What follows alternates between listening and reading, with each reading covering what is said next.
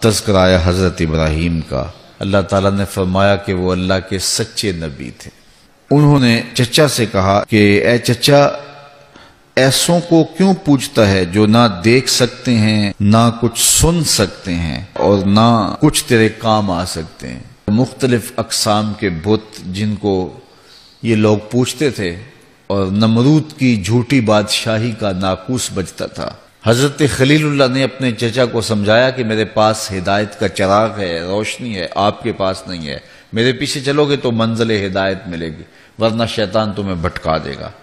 تو چچا نے بات سننے کی بجائے، قبول کرنے کی بجائے، ہدایت لینے کی بجائے الٹا کہا کہ اے ابراہیم، تم میرے خداؤں سے منہ پھیرتے ہو، اور اگر تم میرے خداؤں سے منہ پھیرنے کا عمل جاری رکھا اور اس رویے سے اور طرز عمل سے باز نہ آئے تو میں تم پر پتھراؤ کروں گا، اور ایک زمانہ دراز تک تم سے لا تعلق ہو جاؤں گا۔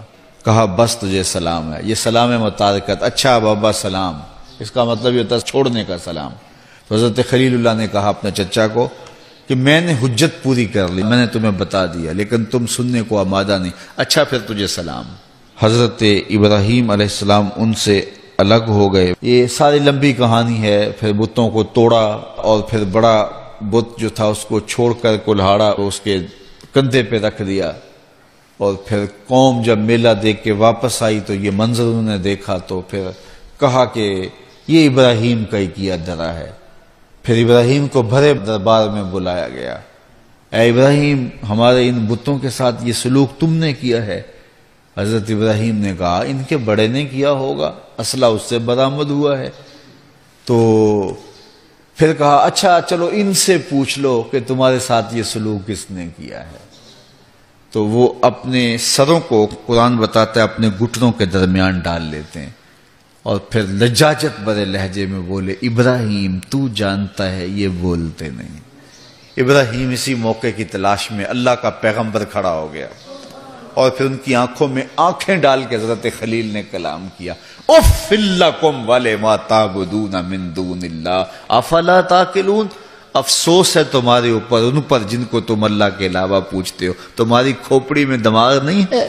جب ابراہیم کا باتوں میں جواب نہ دے سکے، علمی مکالمہ نہ کر سکے، تو پھر انہوں نے کہا اچھا کچھ کرنا چاہتے ہو تو اس کو آگ میں جلاؤ، اس کی زبان ایسے تو بند نہیں ہوگی، آگ جلاؤ، تم حکمران ہو، تمہارے پاس تخت و تاج ہے، تم جو چاہو کرو، عدالتیں تمہاری، کچہریاں تمہاری، وکیل تمہارے، فیصلے تمہارے۔ چیخا جلا دی گئی۔ پھر جلتی ہوئی آگ کے شعلوں میں حضرت خلیل اللہ کو پھینک دیا جاتا ہے، ادھر سے فرمان شاہی نازل ہوتا ہے، اے آگ میرے ابراہیم پہ سلامتی کی ٹھنڈی ہو جا، اتنی زیادہ ٹھنڈی بھی نہ ہونا کہ میرے خلیل کو سردی لگنے لگ جائے۔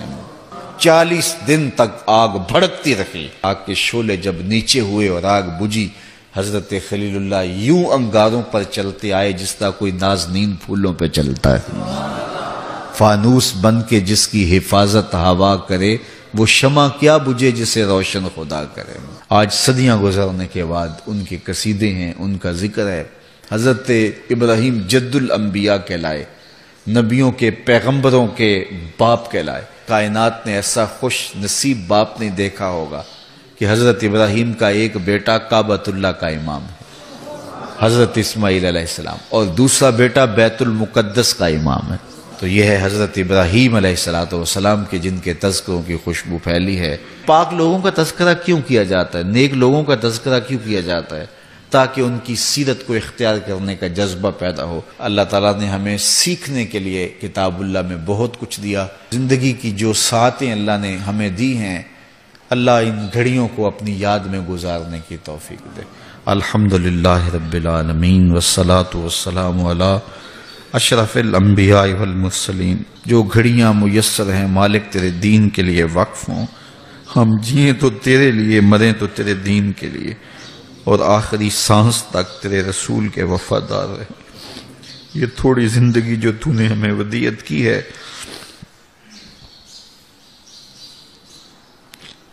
اس کو اپنی یاد میں، اپنے ذکر میں، اپنی محبت میں بسر کرنے کی توفیق عطا فرما۔ دین کی بات پھیلانا صدقہ جاریہ ہے۔ ثواب کی نیت سے ویڈیو کو شیئر ضرور کیجیے۔ جزاک اللہ۔